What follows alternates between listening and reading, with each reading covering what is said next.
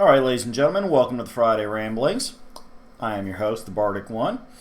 We're here to discuss some video game greatness, as we are kind of doing a follow-up to another long ago video in which I broke down the many Street Fighter games. However, Street Fighter is not the only fighting franchise that Capcom has done. They've actually done a lot of them. This one, though, that we're going to discuss tonight, today, whenever you're watching the video, whatever time of day it is probably the most infamous in that this is a series that's only... make sure I look super handsome for you. It's the lumberjack beard. But this is a series that is most infamous after the Street Fighter because while it doesn't have as big an audience as a lot of franchises, its audience is extremely loyal. This is a game that defines the word cult following. That is, of course, Darkstalkers. Now, what is Darkstalkers? Well, in a nutshell, it is a fighting game where all of the characters are based off either classic movie monsters or monsters from folklore. This is an excellent thing. Now, let's go ahead and break down the lovely little specifics here. Now, Darkstalkers is known in Japan as Vampire, and started off with the first game being released in arcades in 1994. It is traditionally presented in 2D graphic style, so, good times. Has a nice classic cartoon feel to it, and I mean that in the best ways. Darkstalkers introduced gameplay concepts used in later Capcom fighting games such as Street Fighter Alpha and the Marvel vs. Capcom series. And has spawned a bunch of different media that we are going to discuss in and of themselves. But first, let's break down the core series. As I said, we started off with... Now, I'm going to be using the American release names here for the ones that were released in America, so kind of keep pace with me because the names are going to bounce a little bit back and forth because, as we said, it's Vampire in Japan and Darkstalkers in America. So, first we have, as I said, 1994, Darkstalkers the Night Warriors. This introduced your core cast and the base concept. Good times. Later, they had a direct sequel in 1995 called Night Warriors Darkstalkers Revenge. Now, the first game was ported to the PlayStation and the second was ported to the Sega Saturn. Excellent, eh? Lots of fun at arcades or at home. In 1997, we got Vampire Savior World of Darkness, also known internationally as Darkstalkers 3. Now, it had an arcade, a Japan Sega Saturn port, and a PlayStation port. Here's where it gets a little fun, though, and I'm going to need you to bear with me for a second because this is where the core Darkstalkers franchise gets a little convoluted. So they released a modified version called Vampire Hunter 2 Darkstalkers Revenge.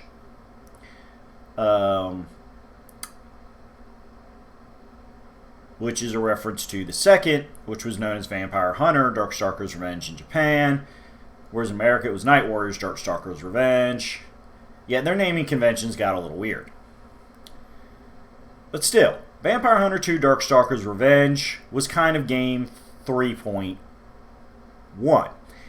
It was a modified version which used the character roster from Darkstalkers 2.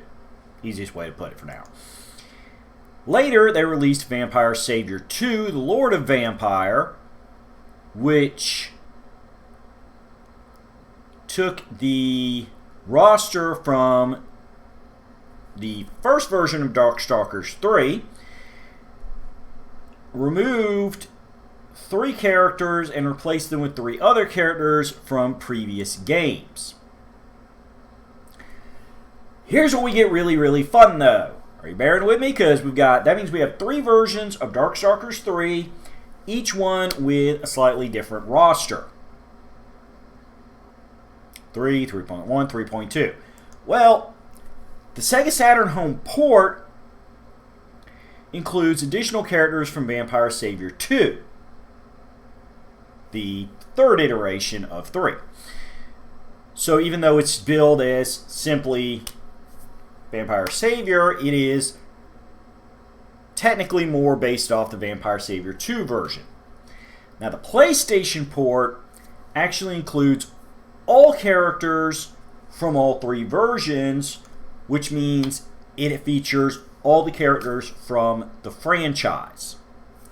So, if you want to get nasty about it, folks, if you want to get specific, the ultimate Darkstalkers game would be the PlayStation port of Darkstalkers 3, as it features every character from the first 2 games and the different iterations of the 3rd game. Kind of like how Mortal Kombat 3 had like the first version, and then they had like Ultimate MK3, and then they had like a complete MK3, where because some characters that were in 1 and 2 weren't in 3. Then they made different versions of 3 where they put them back. It was a similar mindset. So that is the Darkstalkers 3 Super Complete Awesome Edition. Now in 2000s, on the Dreamcast and PSP, we would get Darkstalkers Chronicle: The Chaos Tower, which not only has all franchise characters and is still based on Darkstalkers 3, but also allows the player to select game-specific variants of each character that appeared in multiple games, like the system used in the Hyper Street Fighter 2 variant of Street Fighter 2, as well as additional game modes. So it's kind of like a updated, enhanced version of the Super Awesome PlayStation edition of Darkstalkers 3. Later in 2005, on the PlayStation 2, we would get Vampire Darkstalkers Collection, which compiled all 5 of the arcade releases, this being 1, 2, and 3 versions of 3. Woohoo! In 2013, for the PlayStation 3 and Xbox 360, we got Darkstalkers Resurrection, which is a high-definition update of, of 2 and 3, including adding online play. Finally, this past year in 2022, there is the Capcom Fighting Collection, which included all 5 Darkstalker arcade games, online play, as well as 5 other Capcom fighting games that are not Darkstalkers related necessarily. It's more of just a general all-purpose Capcom fighting genre best of thing. But still, if you are looking to get deep into Darkstalkers, that is currently the most available version, as the Capcom Fighting Collection is on the PlayStation 4, the Xbox One, the Switch, and Windows mostly through the Steam client. Now, Capcom producer Yoshinori Ono has said in 2007, while working on the Marvel vs. Capcom series, that he would like to see a new proper Darkstalkers game released. However, it being more of a cult thing and the amount of hardware and technology upgrades in the video gaming industry since Darkstalkers 3, which again, for reference, was back in 1997.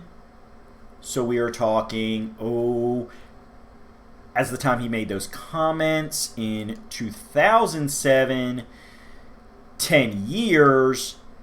If they were to do it now in 2023, you would be looking at 26 years since the previous Darkstalkers game. Yes, there's a lot of reconfiguring and updating it they would have to do to match with current fighting game community standards. So it's kind of a thing. However, it doesn't end there for the Darkstalkers. You see, because they're a cult classic, Darkstalker characters love to show up in other Capcom games. Besides featuring in the Super Puzzle Fighter series, which is a puzzle series primarily featuring Street Fighter characters in cute little, what they call cartoony, super deformed mode, but does feature multiple Darkstalker characters as well, which is also a part of that fighting collection. So, again, good version to get. And they also show up in various games in the Capcom Versus franchise, the Capcom Versus Marvels, Capcom Versus X-Men. I think there's a couple in that Capcom Versus Sukanoki. We're going to discuss the Capcom Versus series in another video. But basically, if there is a Capcom fighting game that is not a strictly defined roster of another franchise, odds are a Darkstalker character is going to show up. Mostly likely Morrigan, the succubus who has become the mascot character of the series. Good times. They've also shown up in all three games of the Project Cross Zone series, including the original Namco Cross Capcom, as well as the two properly named Project Cross Zone 1 and Project Cross Zone 2. So, fun times.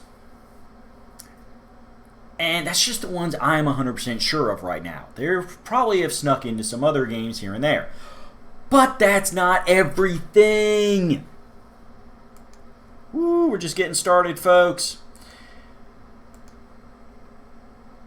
In 2004 and 2000 through 2005, Devil's Due Publishing released a 6-issue miniseries based on the Darkstalkers series. They were later collecting a trade paperback collection that does omit the backup stories presented at the end of each issue, but did include a special Morrigan background story previously only seen in Capcom's Summer Special, released in 2004. 2010, Udon Comics, which was already working on the Street Fighter license, revived the series with a 3-issue miniseries entitled Darkstalkers: The Night Warriors, and a compilation of both series, referred to as Darkstalkers: The Ultimate Edition, was released in 2012.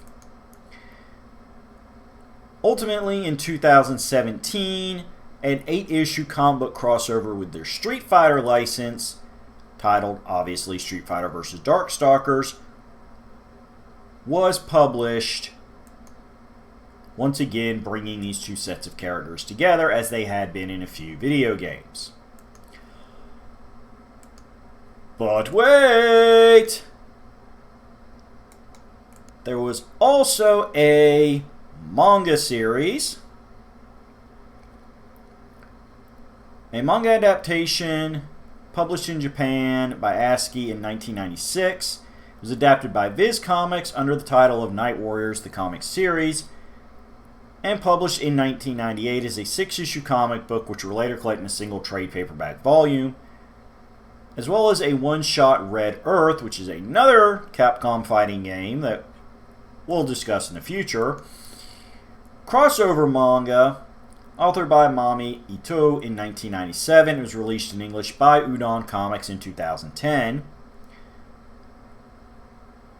As well as various art books. Soundtrack CDs for Darkstalker games released in Japan under different record labels. A Pachislo game, which is kind of like a pachinko slot hybrid game. So it's a thing in Japan. It's really interesting. Basically, it is a gambling style game, but still, it was made using the Darkstalkers license in 2009. Released by the Capcom subsidiary Enterprise, featuring the cast of the original Darkstalkers game.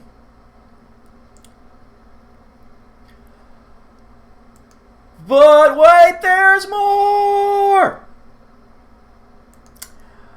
We also have a anime series not based on any of the previously discussed manga, known as Night Warriors Darkstalkers Revenge,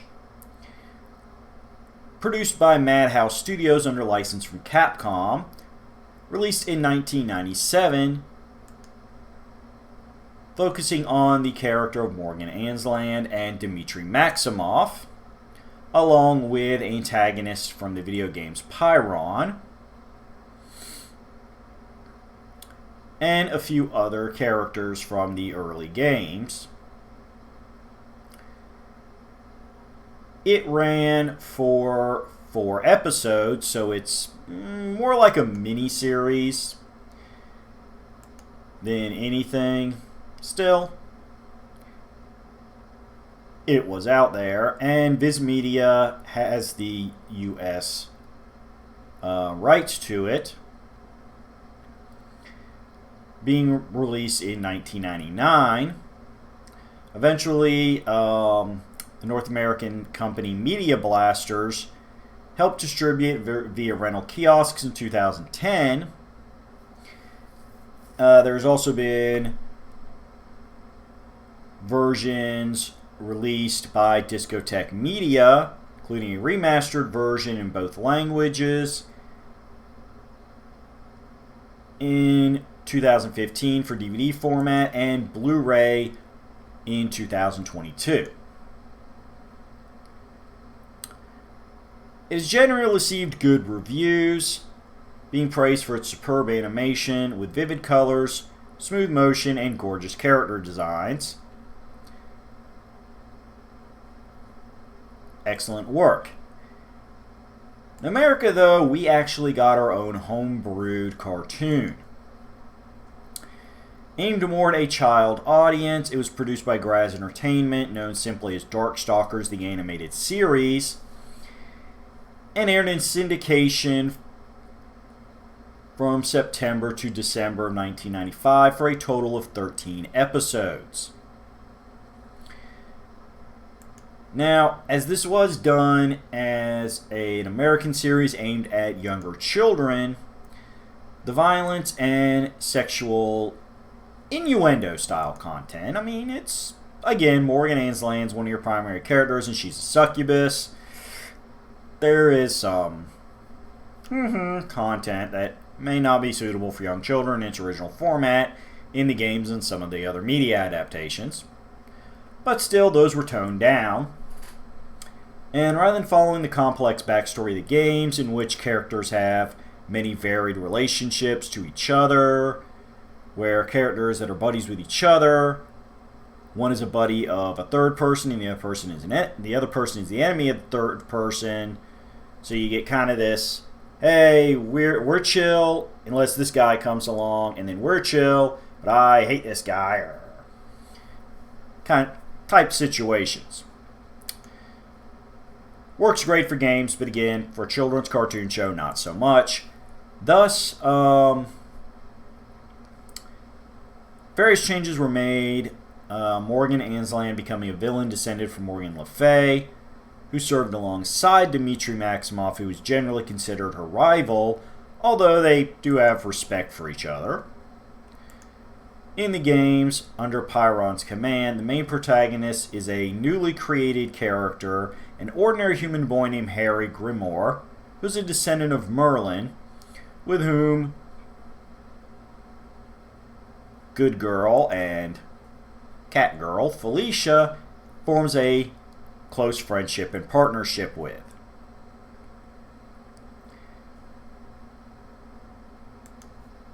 It was not received nearly as well as the anime. So, really in a nutshell, that's it for Darkstalkers. But see, here's the key. As I said, there has been no new game content in many years. The media adaptations, you kind of have to go looking for. But it still maintains a strong audience. Frankly, pretty much any fan art community, you're going to have somebody that's drawing some Darkstalker characters. Morgan and Felicia, as a friendly Catgirl type, are some of the most popular characters to be drawn. To the point that many of you have probably seen the characters without the context of knowing where they were from. It happens. They're all over the place. Personally, I'm a little partial to Senko, the Japanese hopping zombie, who, wearing ceremonial type robes that have super long sleeves, tends to store a ton of oddball and varied weaponry upper sleeves. Again, another kind-hearted character who's just trying to do her best. Would I recommend playing these games? If you are a fighting fan, and especially a Street Fighter fan, I highly recommend them. As I've said before, Darkstalker and Street Fighter franchises love to intermix in spin-off games, so you really can't go super deep dive into Street Fighter without stumbling across Darkstalkers. And kind of in a way vice versa with Darkstalkers, so by all means. As I said, the Capcom Fighting Collection is going to be your best bet. It is easy to find for currently available consoles as well as PC, and not only gets you the full set of Darkstalkers games, but a few other games that will help really show you how widely varied Capcom fighting games can get. And yes, they did throw in one version of Street Fighter 2 in there because it's the king. Yeah. It's just gonna happen. We just have to accept it. If Capcom's putting out a compilation of popular games, Street Fighter's gonna sneak in there somewhere. But as I said, it's okay. We like our Street Fighter. Especially the 2 variant. Still, if you're a fighting game person and you really want to just pick up something that you may have never played before to give yourself some new challenge, and you like a touch of the supernatural, pick the game up.